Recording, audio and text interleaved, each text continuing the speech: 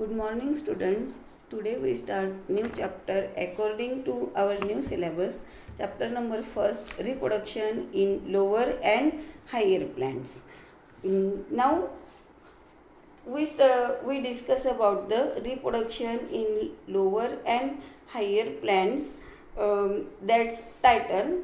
Reproduction means prajanan or पुनरुत्पादन and lower and higher plants. कोणामधलं पुनरुत्पादन बघायचं तर आपल्याला वनस्पतींमधलं रिप्रोडक्शन किंवा पुनरुत्पादनाची प्रोसेस स्टडी करावयाची आहे. परंतु इथे आपल्याला लोअर अँड हायर प्लांट्स दिलेले आहे. लोअर प्लांट्स आणि हायर प्लांट्स कोणाला म्हणायचं तर लोअर म्हणजे काय आणि हायर म्हणजे काय. लोअर याचा अर्थ होतं की ज्या प्लांट्समध्ये ऑर्गन्स हे वेल डेव्हलप नाही त्यांना म्हणणार तुम्ही लोअर प्लांट्स, आणि ज्याच्यामध्ये ऑर्गन्स हे वेल डेव्हलप आहे त्याला म्हणणार तुम्ही हायर प्लांट्स. क्लासिफिकेशन ऑफ प्लांट्समध्ये तुम्ही स्टडी केलं आहे की प्लांट ग्रुप्स हे दोन आहेत, एक क्रिप्टोगेम्स आणि दुसरं फेनोरगेम्स. क्रिप्टोगेम्सचा अर्थ होतो की ज्याच्यामध्ये रूट, स्टेम आणि लीफ हे वेल डेव्हलप झाले नाही, म्हणजे plant body does not differentiated into root, stem and leaves. But in phanerogams, plant body is differentiated into root, stem and leaves. Root, stem and leaves does not differentiated, but vascular system is also not formed in cryptogams and vascular system is formed in phanerogams. That's why the cryptogams are the lower plants and phanerogams are the higher plants. Now we start introduction. Introduction in which reproduction. Reproduction means reproduction is a production of young one like parents. ही तुमच्या नवीन सिलेबसप्रमाणे definition दिली आहे. नवीन सिलेबसच्या प्रमाणे आपल्याला ही definition दिली. या डेफिनेशनमध्ये reproduction is a production of. Reproduction ही एक प्रोसेस आहे ज्याच्यामध्ये निर्मिती होते कोणाची तर of young ones like parent. Young ones याचा अर्थ काय न्यू लाईफ. जे प्रोडक्शन फॉर्म होते रिप्रोडक्शनपासून त्या प्रोडक्शनला आपण ऑफस्प्रिंग किंवा प्रोजेनी म्हणत असतो. ऑफस्प्रिंग किंवा प्रोजेनी याचा अर्थ इथे यंग वन्स दिलं आहे. हे पॅरेंट्स हे त्याच्यासारखंच न्यू लाईफ फॉर्म करतं. त्या प्रोसेसला म्हणणार तुम्ही रिप्रोडक्शन. आता इथे रिप्रोडक्शन ही इसेन्शियल प्रोसेस आहे. Why the reproduction is a essential process. इथे दिलं आहे essential process as it leads to the continuation of species as well as to maintain the continuity of life. याचा अर्थ असा होतो की प्लॅन्ट्स किंवा ॲनिमल्स म्हणजे लिव्हिंग थिंग्स हे आपली जी स्पेसिस आहे ही स्पेसिस या पृथ्वी तलावरती टिकवून धरण्यासाठी ही आपली एक आपल्यासारखंच एक लाईफ निर्माण करतं जेणेकरून त्यांची ही स्पेसिस ही कंटिन्युटी फॉर्म करेल म्हणून रिप्रोडक्शनची प्रोसेस केली जाते. त्या म्हणूनच कंटिन्युएशन ऑफ स्पेसिससाठी ही इसेन्शियल प्रोसेस आहे. त्याचबरोबर या प्रोसेसमुळे काय होतं आहे की जी लाईफ जी आहे ही कंटिन्यू फॉर्म करते. कारण काय की प्रत्येक जीव हा त्याच्यासारखाच एक नवीन जीव निर्माण करतो. परत तो निर्माण झालेला न्यू परत तो त्याच्यासारखा न्यू निर्माण करतो. त्याच्यामुळे ही लाईफ जी आहे ही कंटिन्यू एक्झिस्ट होत असते. म्हणून रिप्रोडक्शन ही इसेन्शियल प्रोसेस आहे की जी कंटिन्युटी ऑफ लाईफ मेंटेन करते. त्याचबरोबर ही प्रोसेस इव्होल्युशनही मेंटेन करत असते. ठीक आहे. त्याचबरोबर रिप्रोडक्शन ही प्रोसेस या प्रोसेसमध्ये काय होतं आहे की प्रत्येक ऑर्गॅनिझम हा स्वतः each organism has its own particular method of reproduction. प्रत्येक ऑर्गॅनिझमची रिप्रोडक्शन फॉर्म करण्याची एक स्वतःची प्रोसेस होते. परंतु आपल्याला इथे रिप्रोडक्शनचे 2 टाईप दिले आहेत. ते आता आपल्याला स्टडी करायचे. ते म्हणजे asexual reproduction and sexual reproduction. Asexual आणि सेक्शुअल. याचा अर्थ काय होतं की मीन्स विदाऊट सेक्शुअल आणि सेक्शुअल म्हणजे विथ सेक्शुअल. जे सेक्स सेल प्रेझेंट असलेली प्रोसेस आणि सेक्स सेल अब्सेंट असलेली प्रोसेस. ज्याच्यामध्ये सेक्स सेल प्रेझेंट आहे, ज्याच्यामध्ये सेक्स सेलचे युनियन होतं त्या प्रोसेसला म्हणणार तुम्ही सेक्शुअल रिप्रोडक्शन. आणि ज्याच्यामध्ये सेक्स सेल अब्सेंट आहे, सेक्स सेलचे युनियन अब्सेंट आहे, त्याला म्हणणार तुम्ही असेक्शुअल रिप्रोडक्शन. तर आता आपण असेक्शुअल रिप्रोडक्शन आणि सेक्शुअल रिप्रोडक्शनचा जर डिफरन्स समजून घेतला तर आपल्याला पुढे स्टडी करायला इझी जाणार आहे. म्हणून आपण आता काय करूया की असेक्शुअल रिप्रोडक्शन आणि सेक्शुअल रिप्रोडक्शनचं डिफरन्स समजून घेऊया. असेक्शुअलमध्ये की it involves one parent only, म्हणजे फर्स्ट पॉईंट आहे की युनिपॅरेंट. आणि सेक्शुअलमध्ये बाय पॅरेंट. युनिपॅरेंट याचा अर्थ काय की असेक्शुअल रिप्रोडक्शनमध्ये फक्त एकच पॅरेंट्स हा इन्व्हॉल्व असतो. आणि सेक्शुअल रिप्रोडक्शनमध्ये बाय पॅरेंटल. बाय याचा अर्थ टू, दोन पॅरेंट्स, एक मेल आणि दुसरा फिमेल. आता मेल पॅरेंट्स, नेक्स्ट पॉईंट आहे गॅमेट फॉर्मेशन. आता गॅमेट फॉर्मेशन याचा अर्थ काय की मेलचे आणि फिमेलचे दोघांचे गुणसूत्र हे एका याच्यामध्ये हॅप्लॉइड आणि दुसऱ्या याच्यामध्ये हॅप्लॉइड. हॅप्लॉइड याचा अर्थ काय की क्रोमोझोम नंबरचे क्रोमोझोमचे सारखे पेअरमध्ये असतात, त्याला म्हणणार तुम्ही हॅप्लॉइड. मग इथे दोन गॅमेट्स फॉर्म झाले, एक मेलचं गॅमेट आणि दुसरं फिमेलचे गॅमेट्स, ज्याला तुम्ही हॅप्लॉइड गॅमेट्स म्हणणार. असे जे दोन गॅमेट्स आहे यांचं जर युनियन झालं तर त्याच्यापासून डिप्लॉइड गॅमेट्स तयार होतं, डिप्लॉइड स्ट्रक्चर तयार होतं, त्याला म्हणणार तुम्ही झायगोट. हे कशामध्ये होतं तर सेक्शुअल रिप्रोडक्शनमध्ये. कारण काय इथं दोन पॅरेंट्स इन्व्हॉल्व झाले आहेत, एक पॅरेंट्सचे मेल आणि दुसरा फिमेल. परंतु असेक्शुअल रिप्रोडक्शनमध्ये पॅरेंट्सचा ओन्ली वन असल्यामुळे इथे गॅमेटचं फॉर्मेशन होत नाही. गॅमेट्स फॉर्मेशन होत नाही, म्हणजे in asexual reproduction does not formation of gametes and in sexual reproduction gametes are form. आता ह्या जी प्रोसेस आहे गॅमेट फॉर्म होण्याची जी प्रोसेस आहे त्यांचं जर युनियन झालं म्हणजेच काय झालं की असेक्शुअल रिप्रोडक्शनमध्ये गॅमेट्सचं फॉर्मेशन हे अपसेट असल्यामुळे तिथे fertilisation does not take place होतं, म्हणजे फर्टिलायझेशनची प्रोसेस इथे फॉर्म होत नाही. तर सेक्शुअल रिप्रोडक्शनमध्ये गॅमेट्स फॉर्म झाले, त्यांचं युनियन झालं, त्याच्यापासून झायगट फॉर्म झाला, तर त्या प्रोसेसला म्हटलं जातं फर्टिलायझेशन. म्हणजे सेक्शुअल रिप्रोडक्शनमध्ये फर्टिलायझेशन फॉर्मेशन होतं, fertilisation is take place in sexual reproduction. आता नेक्स्ट पॉईंट आहे offsprings are genetically identical to the parents.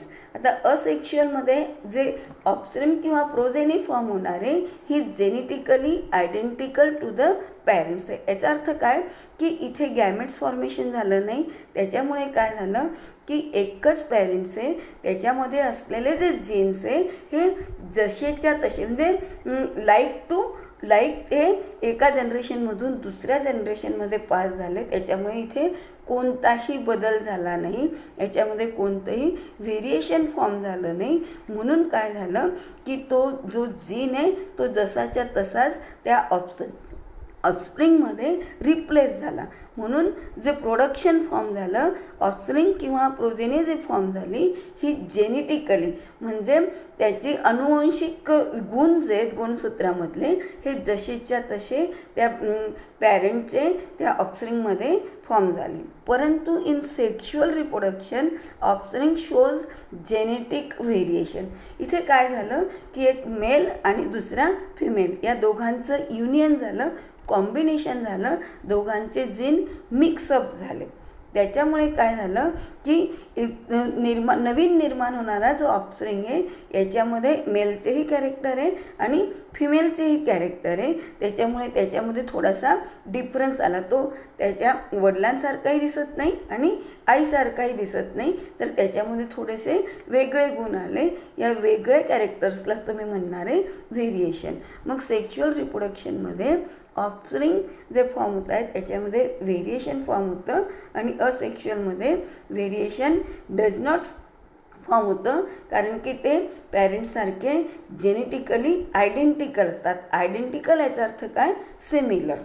Similar म्हणजे डिक्टो, सेम टू सेम. त्याचबरोबर त्याच्यामधले सगळे कॅरेक्टर जसेच्या तसेच त्याच्यामध्ये पॅरेंट्सपासून ऑफस्प्रिंगमध्ये निर्माण होतात. म्हणजे तो जो तयार होणारा ऑर्गॅनिझम आहे हा मॉर्फॉलॉजिकली आणि जेनेटिकली आयडेंटिकल असतो. आणि मॉर्फॉलॉजिकली अँड जेनेटिकली आयडेंटिकल असलेल्या ऑर्गॅनिझम्सला क्लोन असे म्हटले जाते. ठीक आहे. आता त्याच्यानंतर नेक्स्ट पॉईंट आहे की cell division are only mitosis. आता बघा, असेक्शुअल रिप्रोडक्शनमध्ये सेल डिव्हिजन होतं, सेक्शुअल रिप्रोडक्शनमध्ये सुद्धा सेल डिव्हिजन होतं. परंतु असेक्शुअल रिप्रोडक्शनमध्ये फक्त एकच ऑर्गॅनिझम इन्व्हॉल्व असल्यामुळे इथे फक्त मायटोसिसचीच प्रोसेस होते. सेल डिव्हिजन हे चॅप्टर तुम्ही 11th स्टडी केलं आहे. या चॅप्टरमध्ये तुम्ही सेल डिव्हिजनचे टाईप स्टडी केले होते, मायटोसिस आणि मिओसिस. आता मायटोसिस आणि मिओसिस ह्या ज्या दोन प्रोसेस आहे, एक मायटोसिस ही हॅप्लॉइडमध्ये होते आणि मिओसिस ही डिप्लॉइड गॅमेट्समध्ये होत असते. आता बघा, मायटोसिसची प्रोसेस ही फक्त असेक्शुअल रिप्रोडक्शनमध्ये एकच डिव्हिजन प्रेझेंट आहे, ते म्हणजे ओन्ली मायटोसिस. आणि सेक्शुअल रिप्रोडक्शनमध्ये gametes are produce by the meiotic division. Gametes हे मिओटिक डिव्हिजनपासून फॉर्म होतात. म्हणजे मिओसिस या डिव्हिजनपासून गॅमेट्स फॉर्म होतात आणि मग त्या दोघांचं, त्या गॅमेट्सचं जर युनियन झालं आणि जो झायगट फॉर्म होतो, तर या झायगटमध्ये मग डिव्हिजन फॉर्म होतं. ते मायटोसिस पद्धतीने डिव्हिजन होतं. म्हणजे सेक्शुअल रिप्रोडक्शनमध्ये दोन प्रकारचे सेल डिव्हिजन आहे, एक मायटोसिस आणि दुसरं मिओसिस. आता नेक्स्ट पॉईंट आहे, large number of plants are produce in a very short time.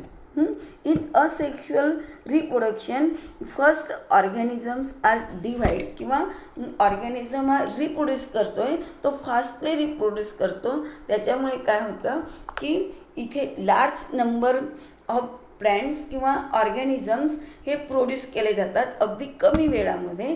परंतु त्याच्या कम्पॅरेटिव्हमध्ये जर चेक केलं आपण, तर सेक्शुअल रिप्रोडक्शनमध्ये प्रोडक्शन नंबर हे असतात हे लेस असतात, म्हणजे कमी प्रमाणामध्ये असतात आणि याला वेळही जास्त लागत असतो.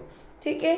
असेक्शुअल रिप्रोडक्शन आणि सेक्शुअल रिप्रोडक्शनचा आपण अर्थ समजून घेतला.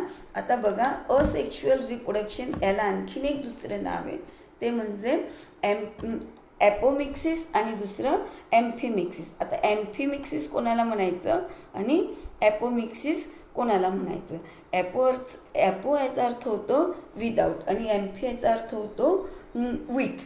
आता विदाऊट सेक्स सेल आणि विथ सेक्स सेल, किंवा without union of sex cell आणि युनियन ऑफ सेक्स सेल्स. मग ॲपोचा अर्थ होतो की विदाऊट सेक्स सेल म्हणजे विदाऊट मिक्सिंग ऑफ गॅमेट्स, म्हणून त्याला म्हणणार तुम्ही असेक्शुअल रिप्रोडक्शन. आणि ॲम्फीचा अर्थ होतो की विथ म्हणजेच मिक्सिंग ऑफ गॅमेट्स, त्याला म्हणणार तुम्ही त्यालाच म्हणणार तुम्ही ॲम्फिमिक्सिस किंवा असेक्शुअल रिप्रोडक्शन. ठीक आहे. आता आपण असेक्शुअल रिप्रोडक्शन आणि सेक्शुअल रिप्रोडक्शनचा डिफरन्स स्टडी केला. आता आपण एक एक रिप्रोडक्शनचं स्टडी करूया. फर्स्ट आहे असेक्शुअल रिप्रोडक्शन. याच्यामध्ये तुम्ही स्टडी केलं की असेक्शुअल रिप्रोडक्शनमध्ये दोन कम्पॅटिबलची आवश्यकता नसते, म्हणजे एकच सेल प्रेझेंट असते. ठीक आहे. त्याच्यानंतर तुम्ही स्टडी केलं की it is the process resulting the production of genetically identical progeny from single organism and inherits the gene of the parents. याचा अर्थ काय होतो की याचा जो रिझल्ट आहे हा रिझल्ट फक्त एका सिंगल ऑर्गॅनिझमपासून फॉर्म झालेला आहे आणि तो कसा आहे, जेनेटिकली मॉर्फॉलॉजिकली आयडेंटिकली, म्हणजे प्रोजेनी ही जेनेटिकली आणि मॉर्फॉलॉजिकली आयडेंटिकल फॉर्म झालेली आहे आणि ती inherits the gene of the parents, ती म्हणजे अनुवंशिकता फॉर्म करते. त्याच्यानंतर such morphological and genetical identical individuals are called as clones. मी तुम्हाला डिफरन्स सांगताना सांगितलं की क्लोन म्हणजे काय. क्लोन म्हणजे काय की असा ऑर्गॅनिझम जो मॉर्फोलॉजिकली आणि जेनेटिकली आयडेंटिकल असेल त्याला म्हणणार तुम्ही क्लोन्स. हा कोणापासून मिळतो तर असेक्शुअल रिप्रोडक्शनपासून फॉर्म झालेला न्यू प्रोजेनी फॉर्म झाली ती ही क्लोन्स म्हणून फॉर्म होते. त्याच्यानंतर ऑर्गॅनिझम हा चूज करतो की त्याला रिप्रोडक्शन करावायचे आहे तर त्याच्यासाठी डिफरंट मोड्स आहे. प्रत्येक ऑर्गॅनिझम हा डिफरंट मोड्सने हा रिप्रोड्यूस करतो. आता असेक्शुअल रिप्रोडक्शनचे टाईप्स आहे ते म्हणजे फ्रॅगमेंटेशन, बडिंग, स्पोर फॉर्मेशन. ठीक आहे, आता फर्स्ट स्टडी करूया आपण. First fragmentation. फ्रॅगमेंटेशन याचा अर्थ काय. Organism can break into fragments and these fragments grow into new individuals. आता बघा ऑर्गॅनिझमचे any reason any reason organisms are break down into many parts and that part is called as fragment. त्या पार्ट्सला fragment म्हटलं जातो आणि प्रत्येक fragments grow होतो. ग्रो होतो. For example spirogyra. आता आपण स्पायरोगायराचं डिव्हिजन स्पायरोगायराचं फ्रॅगमेंट झाल्यानंतर त्याचा प्रत्येक फ्रॅगमेंट्स कसा फॉर्म होतो ते बघूया. बघा आता इथे दोन ऑर्गॅनिझम आहे, स्पायरोगायरा आणि फ्लॅटवर्म. स्पायरोगायरा हा मॅच्युअर झाला किंवा फ्लॅटवर्म मॅच्युअर झालं तर दोघांचे तुकडे होतात आणि प्रत्येक फ्रॅगमेंट्स इंडिव्हिज्युअली ग्रो होतो.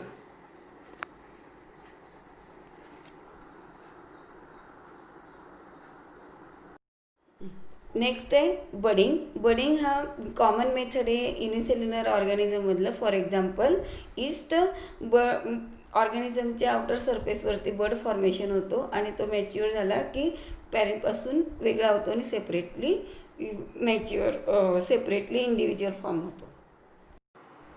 In budding new organism grow from budding like projection is called as bud. आता आपण ईस्ट हायड्रेलामध्ये बड कसा फॉर्म होतो ते मायक्रोस्कोपमध्ये पाहूया.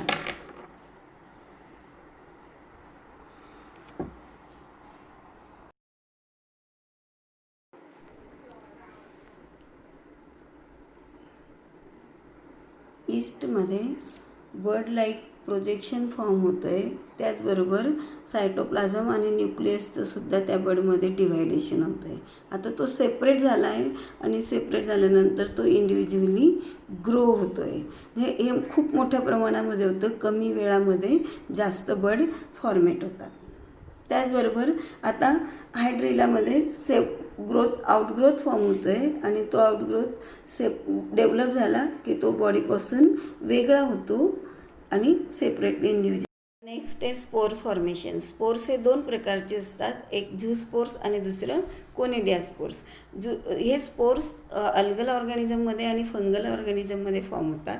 In algal organism zoospores are form and in fungal organism conidia are form.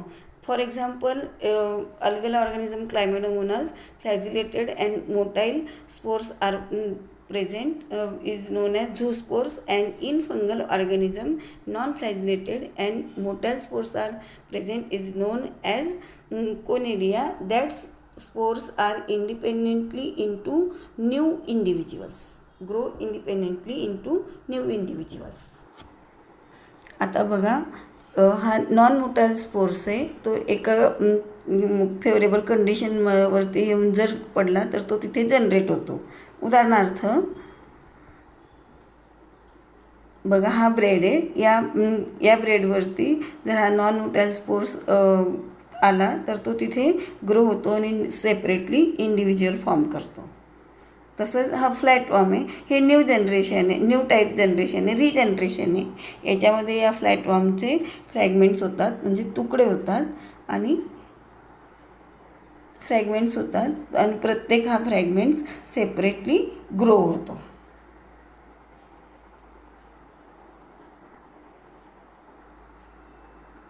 आता next आहे binary fission. Binary म्हणजे ऑर्गॅनिझमचे दोन भागामध्ये स्प्लिटिंग होणे. उदाहरणार्थ अमिबा.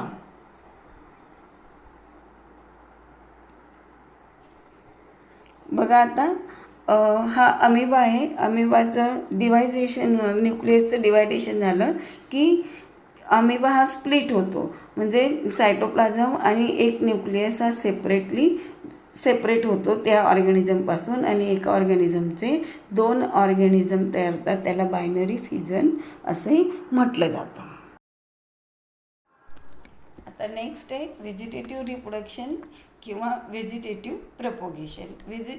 प्लांट्स हे रिप्रोड्यूस होतात त्यांच्या व्हेजिटेटिव्ह पार्टपासून. व्हेजिटेटिव्ह पार्ट्स हे रूट, स्टेम, लीव्ज हे आहेत. आता व्हेजिटेटिव्ह प्रपोगेशन हे दोन प्रकारचं, एक नॅचरल आणि दुसरं आर्टिफिशियल.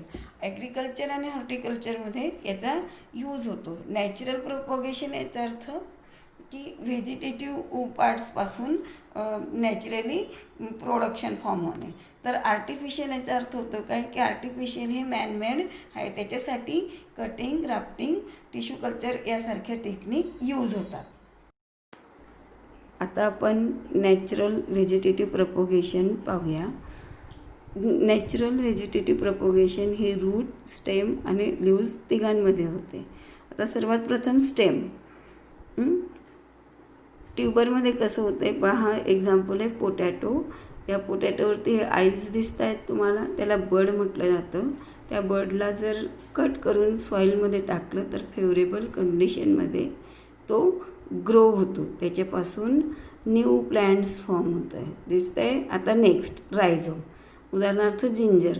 बघा हे जिंजर सॉईलमध्ये टाकलं तर त्याच्या ॲक्झिलरी बडपासून नवीन ऑर्गॅनिझम तयार होतो. आता बल्ब एक्झाम्पल आहे ओनियन. बघा ओनियनपासून पण सॉईलमध्ये टाकल्यानंतर त्याच्या ॲक्झिलरी बडपासून हा न्यू ऑर्गॅनिझम तयार होतो. त्याचबरोबर हे रूट फॉर्मेशन आहे. आता रूटमध्ये बघा हे स्ट्रॉबेरी आहे. याचं जर लेप आहे हे सॉईलमध्ये गेलं की त्याच्या रूट्स फॉर्मेट होतं आणि त्याच्यापासून न्यू ऑर्गॅनिझम तयार होतं. आता नेक्स्ट हे लिप कटिंग आहे. आता बघा लिपवरती हे एक्झाम्पल आहे ब्रायोफिलम. याच्यामध्ये बघा हा बर्ड फॉर्मेट झालेला दिसतो आहे तुम्हाला.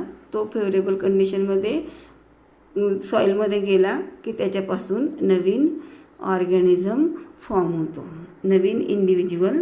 आता आपण व्हेजिटेटिव्ह आर्टिफिशियल प्रपोगेशन पाहूया. त्याच्यामध्ये कटिंग, ग्राफ्टिंग आणि टिश्यू कल्चर बघूया. In this process two different plants are jointed together and develop into single plants. Jointed प्लांट्समध्ये रूटेड प्लांट्सला स्टॉक असं म्हटलं जातं आणि जो जॉईंट केलेला आहे किंवा ग्राफ्ट केलेला प्लांट्स आहे त्याला सिऑन म्हटलं जातं. सिऑनवरती नंबर ऑफ बड प्रेझेंट असतात. आता number of bud present form त्याच्यामध्ये जर ओन्ली वन बड प्रेझेंट असेल तर त्या प्रोसेसला बड ग्राफ्टिंग असं म्हटलं जातं.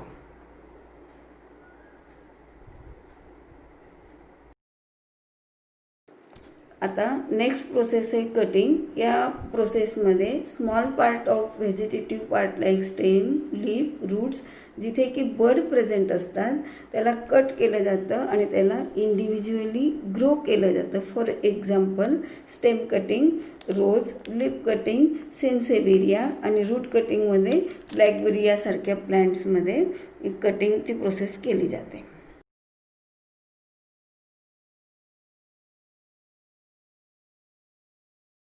आता ही नेक्स्ट प्रोसेस दिसते आहे तुम्हाला. या प्रोसेसला लेअरिंग असं म्हटलं जातं.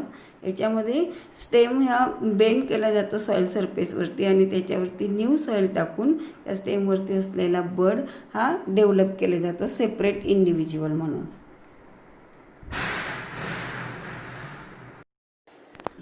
आता नेक्स्ट प्रोसेस आहे टिश्यू कल्चर. टिश्यू कल्चर म्हणजे काय तर small part of plant known as explant place in nutrient medium and develop into new individual. म्हणजे काय की एखादं प्लॅन्ट्स आहे आणि त्या प्लॅन्ट्सचा थोडासा पीस घेतला प्लॅन्टचा, त्याला एक्स प्लॅन्ट म्हटलं जातं. हे एक्स प्लॅन्ट न्यूट्रिएंट मीडियममध्ये इन्सर्ट केलं तर त्याच्यापासून नवीन इंडिव्हिज्युअल तयार होतात. परंतु न्यूट्रिएंट मीडियममध्ये हार्मोन्स प्रेझेंट असतात. ते हार्मोन्स उदाहरणार्थ हार्मोन्स हे इंडोल ॲसिटिक ॲसिड आहे, त्याचबरोबर जिबर्लिन्स आहे. हे रूट आणि शूट फॉर्मेशनला हेल्प करतात. त्याच्यामुळे तिथे रूट आणि शूटचं फॉर्मेशन होतं आणि कॅलस फॉर्म होतो. त्या कॅलसमध्ये नंबर ऑफ टिलर्स प्रेझेंट असतात आणि प्रत्येक टिलर्स हा सेपरेट केला जातो. त्याच्या सेपरेट प्लॅन्ट्समध्ये, त्या इंडिव्हिज्युअल प्लॅन्ट्समध्ये त्याला फॉर्म केलं जातं आणि मग त्याची डेव्हलपमेंट केली जाते. त्याला म्हटलं जातं टिश्यू कल्चरची प्रोसेस. आता ही जी प्रोसेस आहे, या प्रोसेसमध्ये ही प्रोसेस ॲग्रिकल्चरमध्ये डन केली जाते. कारण काय की कमी जागेमध्ये जास्तीत जास्त प्लॅन्ट फॉर्म केले जातात, कमी वेळामध्ये त्याचं प्रोडक्शन फॉर्म केलं जातं, म्हणून ही प्रोसेस ॲग्रिकल्चरमध्ये यूज केली जाते.